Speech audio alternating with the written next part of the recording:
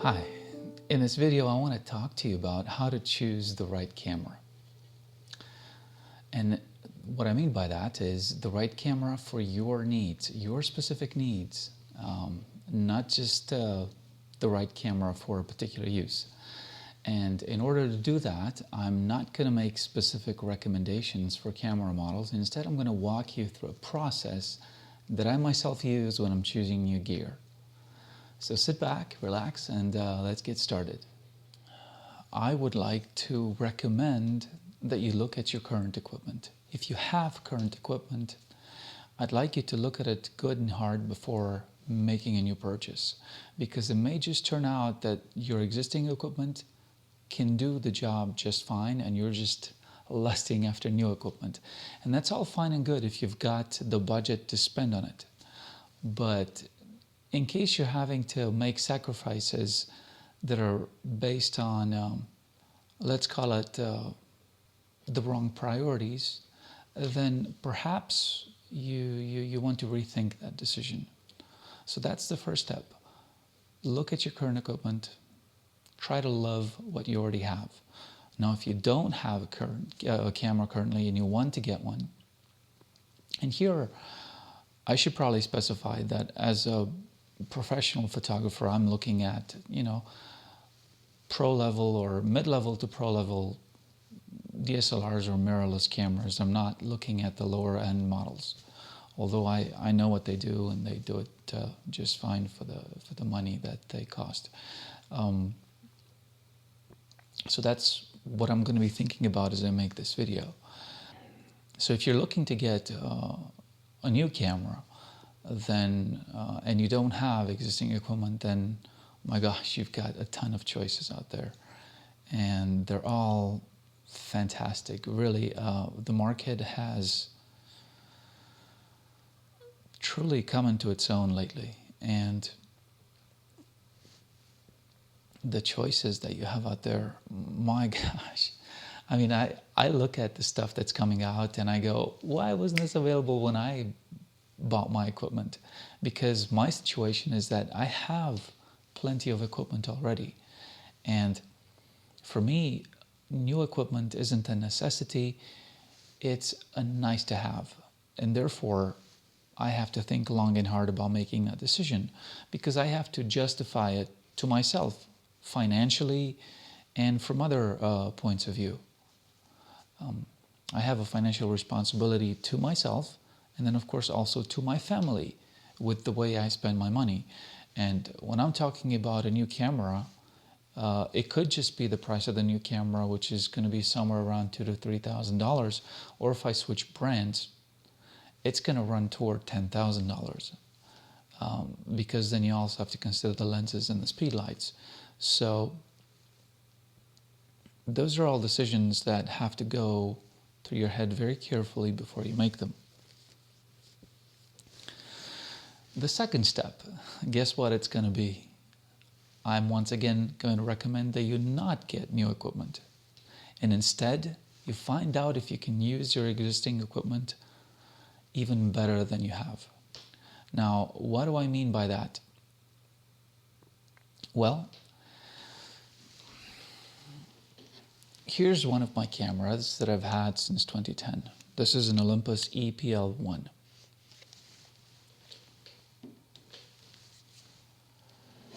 This is another camera that I purchased recently, but I purchased it secondhand. It's an Olympus EP2 that I actually reviewed on my website in 2010. I got it on loan from Olympus, and I reviewed it, did a hands-on field review, and I loved this camera. And at the time, I couldn't justify the financial decision to myself to get it, and I chose not to get it. And I was sort of secretly pining for it all these years. And I just happened to be looking on a website where people place announcements for various products that you can get secondhand, and I saw this camera, and I just had to get it. And it was a great deal too, and it's in great shape. So anyway, this is an EP2. Back to this. Guess what I did for those two cameras recently? just last week. I actually went through and read the user manuals again for them. Now, I read the user manuals before for these cameras, but guess what? I learned new things, and now I can use these cameras much better. And even though both of them were made in 2010 or so, and so they're 8 years old this year, I can still use them just great. And I've discovered new ways to use them. Let me show you something else. This is the original 5D. The first generation 5D, the one that doesn't shoot video, just photos. It's a wonderful camera, still works great. In all these years, and I think I've taken more than 200,000 exposures with it, so I've had to replace the shutter, and I also had to have the hot shoe fixed because it had gotten loose and the speed lights weren't making proper contact with it anymore. But I love it, and it still takes great photos, and I still use it, and photos that I've taken with it have gone into printed books. And yeah, guess what I'm going to be doing this week for this camera? I'm going to pick up the user manual again and read it again. And I'll bet you I'll learn some new stuff that I forgot. Oh, and by the way, photos that I've taken with this little tiny camera, the EPL1, have also gone into printed books. Even though they're both 12 megapixels, about 12, you can get great photographs. You don't need a lot of resolution. Right. So, guess what? Most cameras made nowadays are good enough to give you great photos if you just learn how to use them properly. Unless you have a really crappy camera, I would encourage you to get to know your camera better. The existing one that you've already paid for. And chances are you're going to find ways to make it work. Unless you really, really, really want to spend the money for a new camera. And in that case, now we can begin talking about what to look at in the new cameras. But I wanted to have that. I wanted to talk about those things before I started recommending new cameras, because it's really important to not rush into making a big purchase decision. That's what I think. So, new cameras. As I think you've probably guessed already, resolution is not that big a deal for most people. It's only really needed for fine art prints, for large fine art posters where you really need the DPI. And here I'm talking about, fine art prints that are 2, 3, 4, 5 feet long, right, wide. It's only for those kinds of prints that you need a lot of resolution. Otherwise, 12 megapixels will do you just fine for an A4 page or a US letter size print, and even larger prints than that. If you drop down the DPI from 300 to 200 DPI, you can get huge prints from a 12 megapixel camera. So don't worry about resolution. Now, just to give you an idea, those huge billboards that you see on the side of the road, do you know how big a photo you need to fill them? 2 megapixels. That's it. You only need a 2 megapixel photo. That is the minimum required to fill a billboard, because the DPI requirement, the dots per inch requirement for a billboard is very, very low. It's somewhere around 5 to 20 DPI or something like that. It's so low that 2 megapixels will suffice. So again, resolution is not really an issue. I keep looking this way because that's where I have my notes. So I made notes for this video, of course, as I usually do. What happens when you get a camera that has a lot of resolution, and here I'm talking about cameras where the resolution is above 30 megapixels, is that, yes, you get that extra resolution. It's wonderful, but you have to realize that then that raises the technical requirements for your computer as well, because your existing hardware will start to seem slow. And it's the same with 4K video. It's wonderful, right? It's amazing to look at good 4K video. It's almost like looking through a window. But that again, editing 4K video is so time intensive, even on really good hardware. And it again raises the technical requirements for your computer. What that means is that you're going to be spending more time editing, and you're going to have to upgrade your hardware. And so you get on this tech merry-go-round, as I call it, where you upgrade your camera and then you find out you have to upgrade your computer. Upgrade your computer, and you also have to upgrade your storage, and it just keeps going on and on. So if you can find a way to stick with your existing equipment, or high resolution, really high resolution isn't a priority for you, then you're going to be doing a lot better in terms of overall cost. Because you have to factor in not just the cost of the camera itself, but the cost of everything else that goes along with it. Processing power, storage, backups, all those things are important. So, yeah, less resolution equals faster editing. Less time spent editing, less money spent, and you can use your existing equipment. Getting back to video, unless you're making professional videos, maybe for a TV show or for ad work or for a movie that you're shooting, if you're an independent studio. If you're a big studio, then you're probably not going to be looking at this video because you've got the money to spend on really expensive equipment. You don't need somebody to tell you how to spend it. But let me just say right now, unless you're working on something professional where you absolutely need 4K, 1080p will do you just fine for a few more years. You don't need to upgrade to 4K. It is not a requirement. So just think about that as you choose a camera. Another thing that I want you to consider is filler resolution. What do I mean by that? Well, I've pixel peeped, and that's a term that means that you look at the photo at a 1-to-1 ratio, so you can see it at its normal best large size, the way the camera takes it, so you can really see each pixel. Right, so that's pixel peeping for those of you who didn't know. If you look at that, you start looking at the pixels, and I call them filler pixels. You get filler resolutions.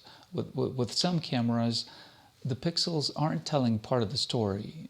That's one way I look at it. Is each pixel telling part of that story, of the larger image? Or is it just filler? Is it just a dot there that doesn't make sense in terms of what color is this, what detail is this representing? Or is it something that's worth it? And so you have to look at these things, right? Some cameras will give you larger resolution, but it's just filler resolution. It's like the filler ingredients that you find in cheap food. You can get that food cheaper, and sure, it'll fill you up, but it's full of stuff that's not good for you, and it doesn't really do anything. It doesn't bring any nutritional value. Same thing with the filler resolution. It doesn't really bring any value to those images other than boost that number of megapixels. So you have to pixel peep, sample photos, and you'll have to look at photos taken with that camera and try to see them at 1-to-1 resolution and see if the kinds of photos that camera takes are the kinds of photos, the kinds of image quality that you're looking for.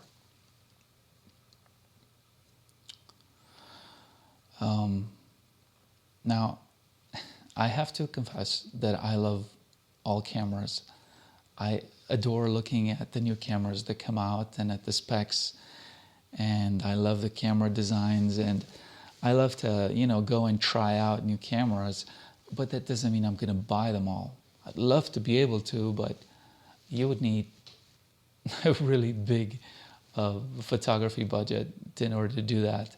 So yeah, you have to separate the love of cameras from the need to go out and purchase the newest gear that's come out.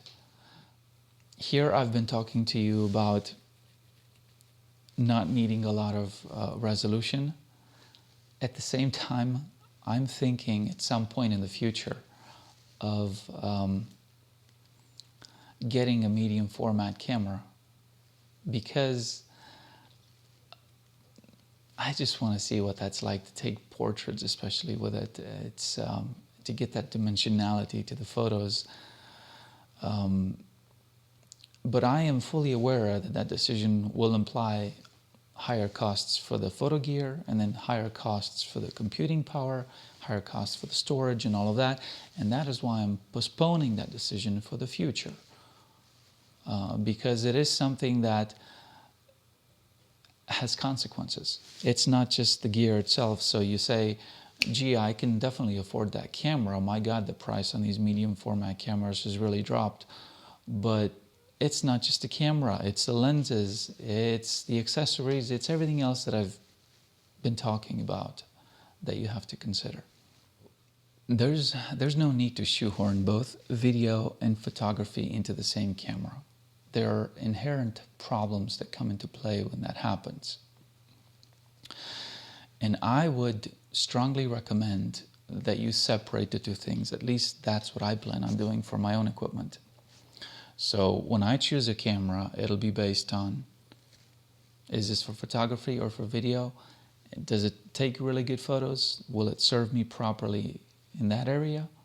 Because if I'm going to need a proper video camera, I'm not going to be looking at a mirrorless or a DSLR in order to get that video. I'm going to be looking at proper video equipment. I mean, I'm going to talk a bit about that in just a moment, just a few moments. But first, I just want to say that, look, the issues that come into play with shoehorning video into cameras meant for photography are jello cam, rolling shutter, and sensor overheat, autofocus issues, lower bit rate, and video quality than you'd want it. So let me just address each of them for and let you judge this. I'm going to be giving you an example, and that's the 5D Mark II, the first camera that allowed people to shoot full high-definition video. That camera had huge rolling shutter problems, jello cam issues and rolling shutter as well, where the image leaned sideways every time you panned it, because you need a ton of processing power in order to crunch through all that data that's coming in through the sensor when you're shooting video.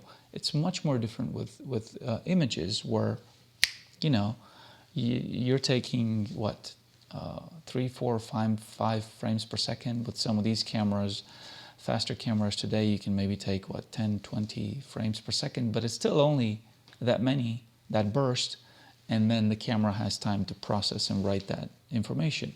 With video, you're doing it 30 frames per second, 60 frames per second, so it's a ton of information that you're capturing. And the camera has to crunch through it, and so when you're panning it, you can't actually get up and down the sensor and get that image processed, and so it starts to lean because it's lagging behind as it's processing the changing in that image. So you get that sort of effect. And then the sensor also overheats. And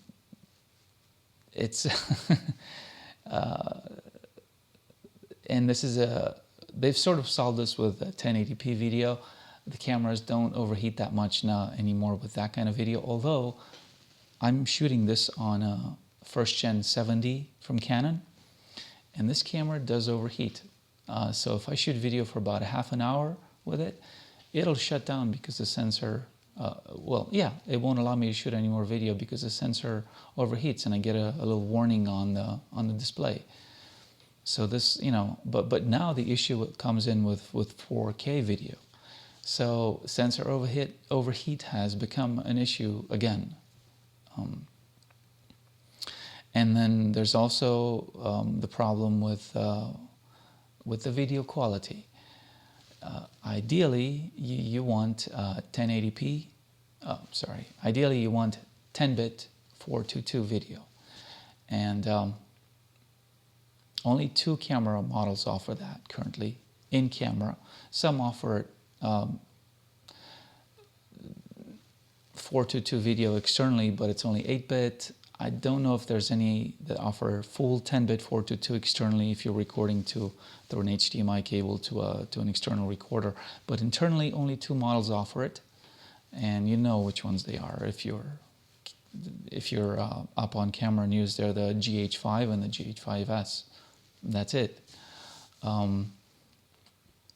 That's a problem, because if you want proper video, full 10-bit color, 422 high bitrate video, that's at least 100 Mbps, ideally 200 or more, then you got to go with a professional video camera. Autofocus is another issue. Even today, they haven't solved proper autofocus. There are very few cameras that do it right, even among the top models.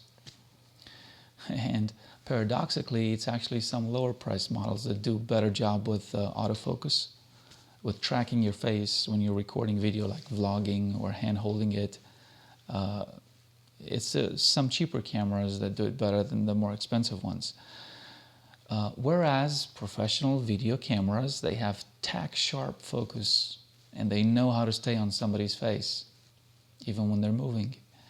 So do you see what I'm talking about with the problems that come into play when you're shoehorning video into a photo camera? It introduces problems that still haven't been solved. Now, I mentioned that I was going to talk about professional video equipment, and the name that I want to talk to you about, and this is just my opinion again, these guys are not paying me. I've just been looking at them, sort of following them for the past few years, and I'm more and more impressed with their product lineup. The people at Blackmagic Design. So Blackmagic Design. They're making some amazing cameras, and for both 1080p video and for 4K video. They even have a camera that shoots 4.6K video, so you can do some creative cropping if you need it in post. And like I said before, 1080p video is sufficient for online work for the next few years. You don't need to upgrade to 4K video just yet. It is not a necessity unless you're working on something professional, a professional TV show or a movie that you're making. Then I would definitely recommend that you shoot it in 4K just for future-proofing it. But otherwise, you don't need to. And so they offer both kinds of options. They have a camera, a pocket camera they call it, shoots beautiful 1080p video with, I think, 13 stops of dynamic range. And this is real dynamic range, because this camera is only meant for video, not for photography. So they're not joking around here.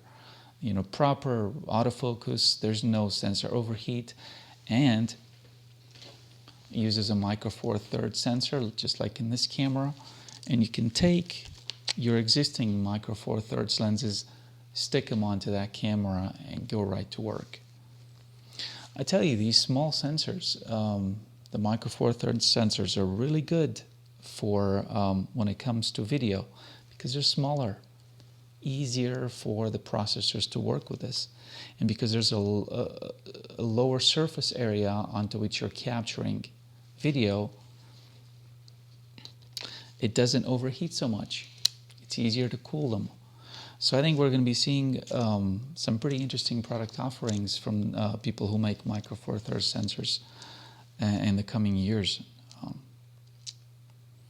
It apparently is the place to be for video, and that is why the Panasonic Lumix GH5 and now the GH5S are the top video shooting, video making cameras out there. They're not famous for the way they take photos, they're famous for the way they shoot video, and they're using MFT sensors. That is one thing that I would definitely recommend that you do, is you separate the photography and the videography when you're choosing your equipment. That's a big one. That is a big one. And go for professional video cameras if you want video quality. They'll do the right things. They'll give you the right 10-bit 4:2 video with a ton of dynamic range, which is exactly what you need. And if you want great photography, then choose a camera that you're happy with, that can let you take great photos. And look at your existing equipment. See if you can't already get it to do what you want it to do. You may just be pleasantly surprised by what it can do and by the fact that you don't have to shell out extra money for new equipment. Thanks for watching. See you next time.